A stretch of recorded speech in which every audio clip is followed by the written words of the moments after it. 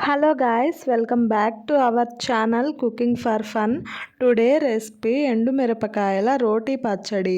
ముందుగా స్టవ్ వెలిగించుకొని ఒక ప్యాన్ పెట్టుకొని ప్యాన్ హీట్ అయిన తర్వాత శనక్కాయ పప్పులను వేయండి.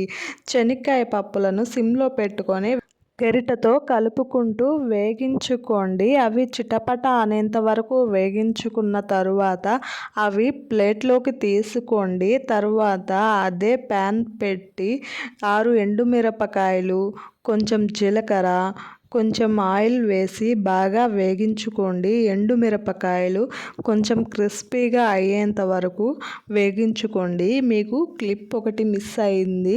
చింతపండు వాటర్ పోసుకొని పక్కన నానబెట్టుకోండి ముందుగానే. తరువాత శనక్కాయ పప్పులను పొట్టు తీసేసి రోటిలో వేసుకోవాలి. అందులో మనం ముందుగా వేగించుకున్న ఒట్టి మిరపకాయలు, జీలకర్ర, కొంచెం ఉప్పు వేసి బాగా పౌడర్ అయ్యేంత వరకు దంచుకోండి.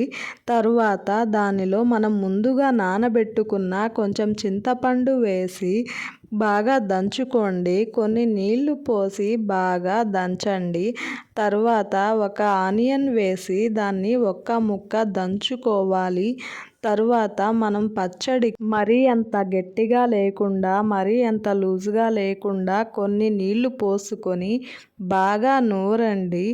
తరువాత ఈ పచ్చడిని అన్నంలో నెయ్యి వేసుకొని తింటే చాలా బాగుంటుంది. దీనిని టిఫిన్స్లో కూడా వేసుకొని తినచ్చు. మీరు కూడా ఒకసారి ట్రై చేసి ఎలా ఉందో నాకు కామెంట్ చేయండి. మీకు మా వీడియో నచ్చినట్లయితే లైక్ చేసి, షేర్ చేసి, సబ్స్క్రైబ్ చేయండి. Thank you for watching this video.